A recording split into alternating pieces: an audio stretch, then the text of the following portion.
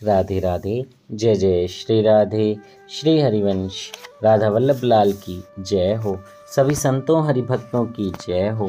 पूज्य गुरुदेव महाराज की जय हो। युगल जोड़ी सरकार की जय हो। पूज्य डोंगरे जी महाराज की जय हो। भगवान श्री कृष्ण की जय हो। श्रीमद् भागवत ग्रंथ की जय हो। जय श्री राधे।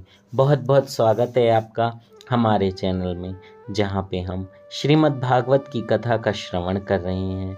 चतुर्थ स्कंद की कथा का श्रवण हो रहा था। हमने ध्रुव जी की कथा कल संपूर्ण की और आज हम ध्रुव जी के जो वंशज थे उनकी कथा का श्रवण करेंगे। और आज हम श्रवण करेंगे अंग, बैन एवं पृथु चरित्र। जय श्री राधे। बहुत ही आनंद आने वाला है। ज़रूर सुनिएगा, वीडियो पूरा सुनिएगा ये कथा और शेयर भी कीजिएगा। लेकिन आइए उससे पहले हम भगवान कृष्ण के चरणों की वंदना कर लेते हैं। जय श्री राधे। सच्चिदानंद रूपाय विश्वोत्पत्त्यादि हेतवे तापत्रे विनाशाय श्री कृष्णाय वयं नुमः। जय श्री राधे। उन सच्चिदानंद भगवान श्री कृष्ण को हम सब वंदन करते हैं। जय हो। आइए आज का कथा प्रसंग शुरू करते हैं। अंग, बैन एवं पृथु चरित्र। जय हो। ध्रुव जी के वंश में एक राजा हुआ था अंग, और अंग के यहाँ हुए बैन। अंग सदाचारी और बैन दुराचारी। बैन के शासनकाल में प्रजा बहुत दुखी हो गई। बैन राजा के शासनकाल में अधर्म बढ़ गया तो ब्राह्मणों ने शाप देकर उसका नाश किया। राजा के बिना प्रजा दुखी होने लगी। बैन राजा के शरीर का मंथन किया गया। प्रथम एक काला पुरुष प्रकट हुआ। नीचे के भाग में पाप होने के कारण उसका मंथन करके प्रथम तो पाप निकाल दिया गया। नाभि से नीचे का भाग उत्तम नहीं है, उसके ऊपर के भाग को उत्तम कहा गया है। नाभि से नीचे का भाग सुख लेने जैसा नहीं है। मनुष्य के ऊपर का भाग पवित्र है। फिर ऊपर के पवित्र भाग का बाहुओं का मंथन वेद मंत्रों द्वारा किया गया। उससे पृथु महाराज का प्रकाट्य हुआ। श्रीधर स्वामी ने कहा है कि इन लोगों ने बाहुओं का मंथन किया, अतः अर्चन भक्ति रूप पृथु महाराज प्रकट हुए। यदि हृदय का मंथन किया गया होता तो साक्षात कौन प्रकट होता? नारायण प्रकट हो जाते। जय हो। पृथु महाराज अर्चन भक्ति के स्वरूप हैं, अतः उनकी रानी का नाम अर्ची है। अर्चन भक्ति में पृथु श्रेष्ठ हैं। वे नित्य महाअभिषेक करते थे, अतः उनके शासनकाल में प्रजा सुखी हुई। उन्होंने अश्वमेघ यज्ञ भी किया। इस यज्ञ में अश्व को बंधन रहित करके उसकी इच्छा अनुसार घुमाया जाता है। यदि अश्व कहीं बांधा न जाए तो यज्ञ में उसका बलिदान दिया जाता है। अश्व वासना का स्वरूप है। यदि वह किसी विषय के बंधन में फंसे तो आत्मस्वरूप में लीन होता है। यदि वासना किसी विषय के बंधन में फंस जाए तो विवेक से युद्ध करके उसे शुद्ध करना होता है। पृथु के इस अश्वमेघ यज्ञ में इंद्र ने बाधा उपस्थित की। वे उस अश्व को ले गए।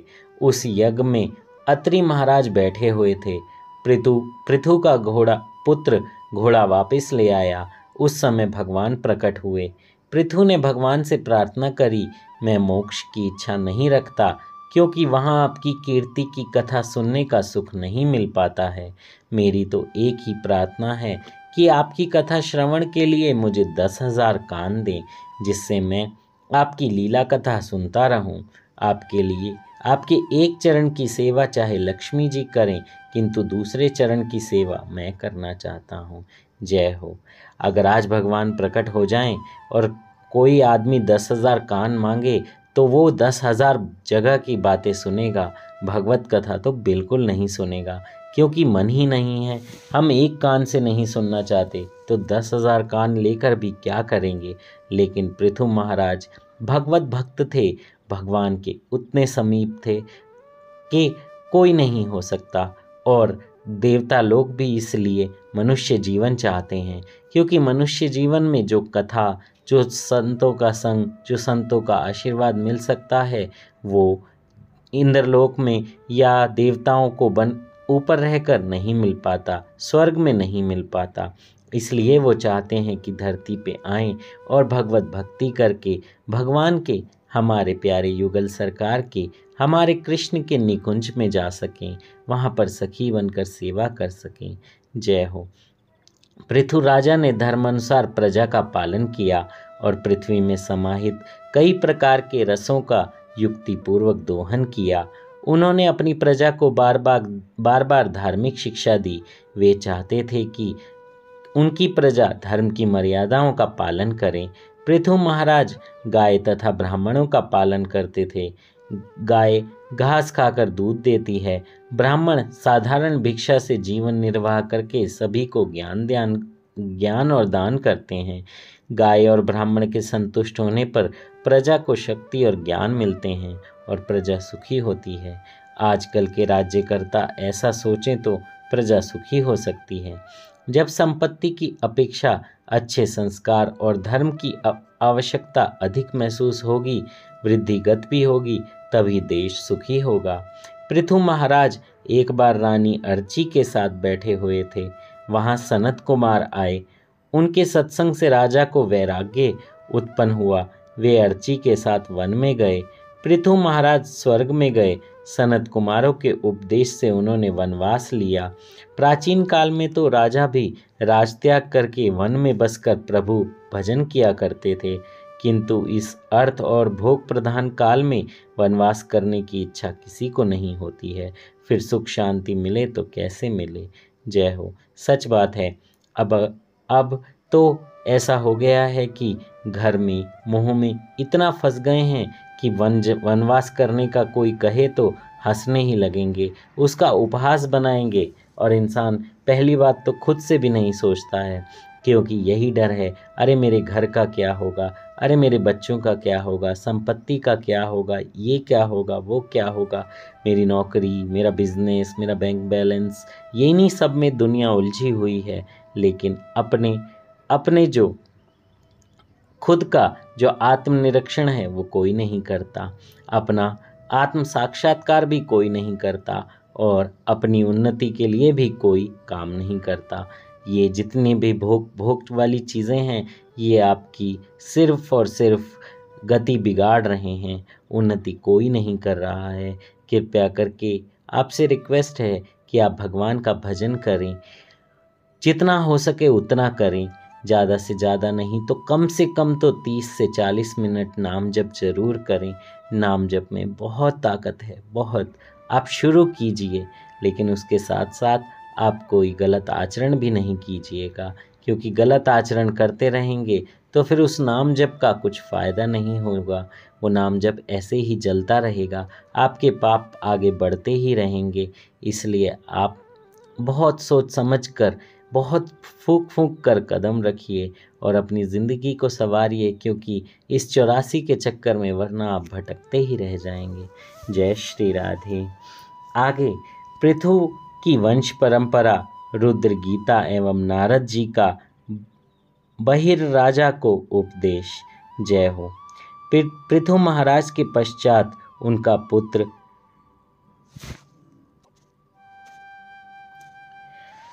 विजिताश्व राजा बना।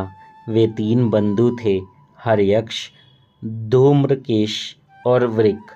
इसके पश्चात अंतर्धान के यहाँ हविर्धान और हविर्धान के यहाँ प्राचीन बरही राजा हुआ। प्राचीन बरही राजा के यहाँ प्रचेता हुए। जय हो। प्रचेता नारायण सरोवर के किनारे आए। नारद जी ने उनको रुद्र गीता का उपदेश दिया। उससे भगवान शंकर प्रसन्न हुए और उन्होंने राजाओं से कहा कि तुम तप करो, बिना तप किए हुए सिद्धि नहीं मिलती, तप न करने वालों का पतन होता है। शंकर भगवान ऐसी आज्ञा देकर अदृश्य हो गए। शंकर जी के बताए हुए स्त्रोतों का जाप करते हुए प्रचेता तपश्चर्या करने लगे। नारद जी ने उस समय बरही राजा से प्रश्न किया, तुमने यज्ञ तो अनेक किए हैं, क्या तुम्हें शांति मिली? राजा ने कहा, नहीं। नारद जी ने कहा कि फिर तुम ये यज्ञ क्यों कर रहे हो? राजा ने कहा, मुझे प्रभु ने बहुत कुछ दिया है, अतः मैं यज्ञ कर रहा हूँ। यज्ञों के द्वारा मैं ब्राह्मणों की सेवा कर रहा हूँ। यज्ञ के द्वारा भी संपत्ति का समाज सेवा में सदुपयोग कर रहा हूँ। यज्ञ से भी तो वैसी शांति नहीं मिल पाती है।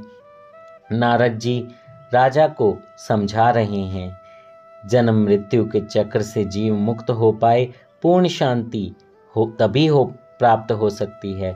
यज्ञ से तेरा कल्याण नहीं होगा। कल्याण के लिए चित्त शुद्धि आवश्यक है और चित्त शुद्धि होने के पश्चात एकांत में बैठकर ध्यान करने की आवश्यकता है। केवल यज्ञ करने से ईश्वर का साक्षात्कार नहीं होता है। तू स्वर्ग में तो जाएगा, किंतु तेरे पुण्यों का क्षय होगा, अतः स्वर्ग से तुझे निकाल दिया जाएगा। इसलिए शांति से बैठकर तू आत्मस्वरूप का चिंतन कर। तुझे अपने ही आत्मस्वरूप का ज्ञान नहीं, अब यज्ञ करने की आवश्यकता नहीं है। शांतिपूर्वक ईश्वर की आराधना कर। राजा ने कहा, आप बड़ा अच्छा उपदेश दे रहे हैं। नारद जी ने कहा, तुझे अपने ही स्वरूप का ज्ञान नहीं है, सो स्वयं के स्वरूप को जो पहचान नहीं सकता, वह ईश्वर को कैसे पहचान सकेगा? मैं एक कथा सुनाता हूँ, ध्यान से सुन। जय हो। जय श्री राधे। ये कथा हम कल श्रवण करेंगे। आज के प्रसंग को हम यहाँ पर विश्राम देते हैं। जय श्री राधे। श्री हरिवंश राधा वल्लभ लाल की जय हो। सभी संतों हरि भक्तों की जय हो। श्रीमद् भागवत ग्रंथ की जय हो। डोंगरे जी महाराज की जय हो। और देखिए, नारद जी ने भी उन्हें यही कहा कि जब तक आत्मस्वरूप का ज्ञान नहीं है, आत्मस्वरूप का चिंतन करो। वो कैसे होगा? वो ऐसे होगा कि जब आप नाम जप करेंगे, ज़्यादा से ज़्यादा नाम जप करेंगे, तो आपको भगवान का ध्यान होने लगेगा। शुद्ध जो आपका चित्त है वो शुद्ध होने लगेगा। पुराने पाप जलने लगेंगे। नए पाप आपको नहीं करने हैं। नए पाप करेंगे तो फिर से मन जलता ही रहेगा। लेकिन जैसे ही जो नाम जप आप कर रहे हैं उससे पुराने पाप चलेंगे, नए पाप होंगे नहीं, तो जो पर्दा है पापों का वो हटेगा और भगवान के दर्शन आपको आपके हृदय में होने लगेंगे। जैसे ही हृदय में भगवान के दर्शन हुए, वैसे ही भगवान की लीला के भी दर्शन होंगे। हमारे गुरुदेव महाराज भी यही कहते हैं कि आप नाम जप कीजिए जितना ज़्यादा से ज़्यादा हो सके, बस उसके बाद कोई गलत काम नहीं कीजिए। आपको भगवान बहुत जल्दी मिलेंगे, बहुत जल्दी। जय श्री राधे। श्री हरिवंश राधा वल्लभ लाल की जय हो। जय श्री राधे।